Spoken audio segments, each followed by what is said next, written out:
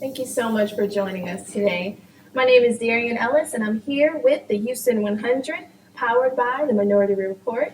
Today, my guest is the amazing Bernard Sims. He is the CEO and owner of Sims Realty Investment Group. Thank you so much for joining us. Thanks for having me. I really appreciate it. No problem. So please let our viewers know about you and your business. Sure. My name is Bernard Sims. As she said, I'm the owner of Sims Realty Investment Group.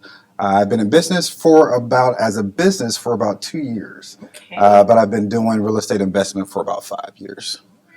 So I do anything from purchasing work needed homes in order to make passive income through renting them out to tenants. Okay, well, I'm excited. So let's just jump right into it. Let's do it. Why is it important that the Black community has property and they own it? So I think as a person growing up in low income housing myself, Okay. my mom was a single mother after divorcing my dad, and we lived in low income housing. So coming from a modest background, I think the key to really generational wealth is through real estate. Real estate. Why do we have such a hard time with that? With owning our own property and acquiring it? Absolutely, great question. I think we don't have the education, first of all. As a Black culture, real estate was not probably on the top of our list. We were still trying to, feed our families and everything else.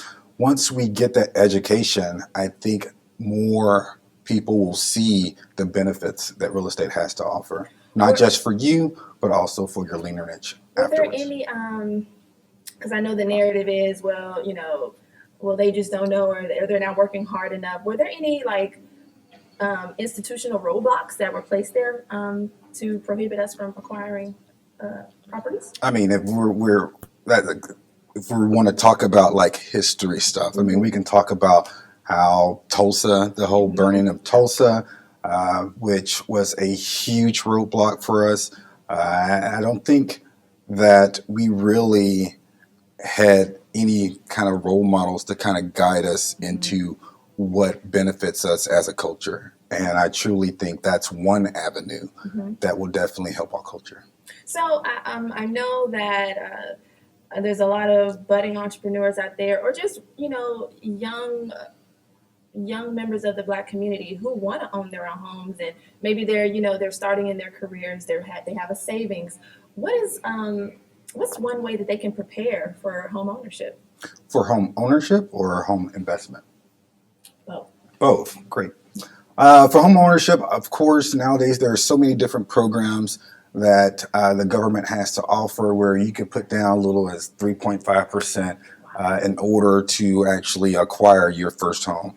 As far as investments, one of the biggest things that I tell everybody every single day, because I get hit up all the time about how do I get my first property, where do I go to look, and I'm going back to education, and get somebody that looks like you that can kind of guide you into making those good decisions and learn from some of their mistakes that they've had along the way. What's some of the biggest mistakes that you see made? Oh, I've made plenty of them, absolutely plenty of them. But I have definitely learned. I've always been definitely learning experiences through that. But one of my biggest ones that I've made is not literally having. You can. No one runs your business like you. So my business is kind of growing at a pretty decent rate, That's good. and the ability to control everything, I have to understand I can't control everything.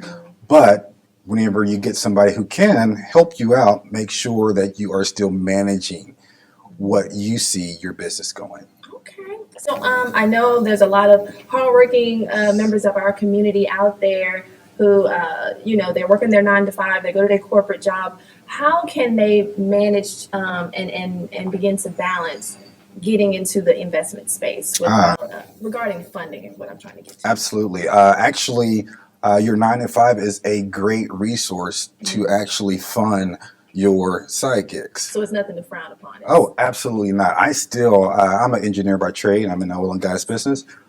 So I still have my 9 to 5, Hmm.